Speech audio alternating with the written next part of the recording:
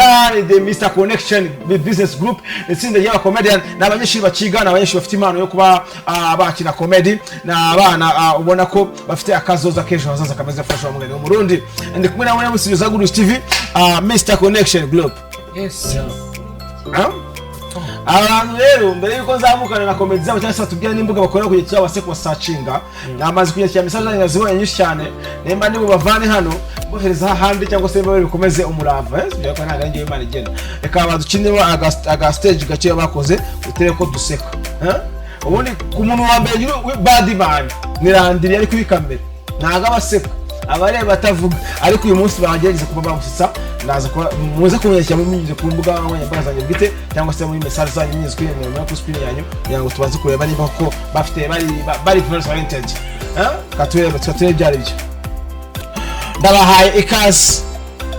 Okay, murakoze. None ubwo tugiye gukina agakomedi ko twakiye turi gutanga nta kibazo. Ariko jaxo man ubuzima ko tuzabamo kugeza ryari nese ubu dukora iki wabuze ikintu ukora ku buryo watubura umuntu wenda akaguha nka sakisa yo kurya kare wazireka ejo nigeze kujya gutuburira umuntu mwana uzi ukuntu yaranyishe nyumvira we akwica se kandi ubwo ngubwo wabikoze nabi oya ukuntu nabikoze naragiye ngewe fata telefone none afashe telefone sinzi ukuntu nagiye noneho ndagenda kwa kuntu umuntu ajijisha mbashizemo inuza hagiye n'igisabune ubwo n'igisabune nanyere kugishiramo ako kanya uwo mutipe sinzi ukuntu hese pfunda asanga harimo isabune yarangije neza niyo mpamvu ibyo bintu ngiye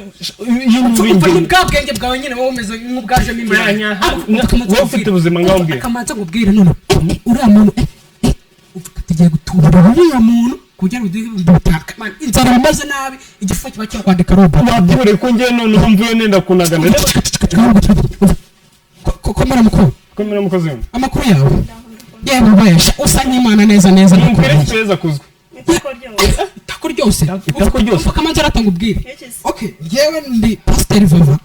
ndi gutanga ubutumwa bwiza bw'Imana, ahubwo se waba ushaka kujya mu ijuru ndabishaka akaba ari na jaxo akaba ari ndi na jaxo sibyo gusa kandi ndacyakubwira none se ujya utanga icya 10 buriya komeza mu muntu gitanga icya 10 nanga ajya atanga icya 10 umva none muri rotoromayo haranditse ngo muri rotoromayo kwa Patrick ni kwa Patrick wari nari nibagiwe nari kumujijisha kugira ngo amenye kasenga arumva no kukuvugisha ukuri usenga makanga haravuga ngo umukobwa mwiza nkawe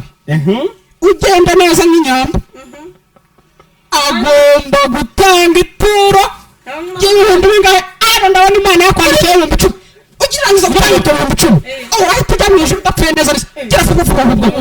buretse nanjye nukirire vuba bibirangira sanze ishaje gwagwa akona kwese agasa ana na gakomedi kaba kanyuze mu gatura cyane kugira ngo bashe kwakurikirana cyangwa se unyure ku mbuga nkoranyambaga zabwite ubundi niho bibera urabona ko bari very talented nge ewana baratangiye kututa muri studio kabisa kwihagarara byari byanso reka rero batubwire imbuga zabo nkoranyambaga cyangwa se twumve ibitekerezo byabo ubundi turebe message zanyu ariko tunagana ku musozo kuko igihe n'umwanzi w'ibyiza byo kivuga kigana ku musozo umuntu abakeneye cyangwa se akeneye gufurenga ibikorwa byanyu yabasanga he? Okay, murakoze. Umuntu akeneye gufurenga cyangwa se kudukurikirana yadusanga kuri YouTube channel yitwa Mr Connection Business Group. Ni gutya nyine ko ari business group Mr Connection Business Group niyo comment bakoreramo. Yes, ariko na business group nago yandika gutyo ko wandikaho Mr Connection BG magambo y'imene banaga kuri YouTube channel niko twita kuri TikTok kuri Facebook ku social media yose kuri Instagram kuri zose kuri Twitter zose ni dukoresha Mr Connection Business Group. Hanyuma n'umuntu waba ushaka nimero za WhatsApp nari wasitanga nta kibazo nimba bitabangamiye mutanga nimero yanyu bagiye babandikira cyangwa se bagiye babwira. Okay, ni nimero za WhatsApp ariko turi butangwe jaxo izo barajya bahamagaraho byose turabyakira. Okay, kaba jaxo tubwiye nimero bavugaho twakire message zanyu tumanuke bakandika 072 0 gatandatu makumyabiri 620 6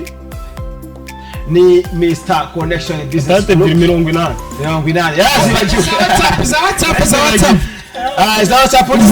ni 079 0 8 karindwi 8 19 ese rwo kuzima rimwe ebyiri ubwo ni Mr Connection Business Group. kandi ikindi twababwira Mr Connection si ikina comedy gusa n'indirimbo dushiraho hanze niwe muhanzi uyu nguyu ariko nyine producer ubundi nyine yarafatanye turabanzi turirimba indirimbo zo kuramya no guhimbaza. Okay ubutaha tuzatumira ndabashimiye cyane no kwitabira ubutumire bwacu byaje gutse kugira ngo niryari mwabashije kuba mwewe mwavuga ati tugomba kuzakora ikiganiro cyose tuzabinyuza kuri Goodrich TV ariko by'umwihariko mu kiganiro wa Top 10. Okay ukuntu byagenze nari nicaye mu rugo ndi kwirebera agateleviziyo bisanzwe nyine bisaro mbona zirani nyine baba bari kwamamaza kuri televiziyo hanyuma ndagerageza n'ubundi hari igihe wenda wasanga byafiriye imiryango irafunguye n'abandi n'undi muntu wese ufite impano ndazikorenga kabisa bahita bama nyine connected nyine ati barashoboye ni turiza Gisagara turabemera sana abo bana bazagerayo. Ati hayi mu bigo ya papa cyangwa yadukomeye kabisa ndabemera barashoboye ni Olivier Shangai sinzi Shangasha. Ati nitwa Dieudonné ndi Kayo ndi Inyagatsare ariko abo bapeti ndabemera sana bashoboye kabisa abakomereza aho ngo bazagerayo nta mwana ukora guzingo byi Chombe bimusuze ndamwemera sana muraho neza mwarumva ko big up kuri mwe rero mabashije gufata umwanya wanyu mukitabira ubutumire bwanyu kuri Goodrich TV reka nzamukaye n'indirimbo iri ku mwanya wa 4 ariko mdenza abashitsi irembo uko bisanzwe n'indirimbo Chakula ya DJ Peter ndetse ari kumwe na Dramati ndetse na Dadi Andre kuva mu gihugu cy'u Burundi yaracyari number 1 present mahitoye ku majwi ya 40 na miliyoni gusa mwashaka kuza kwiyamamaza ku batwari mu zo top music. Let's go.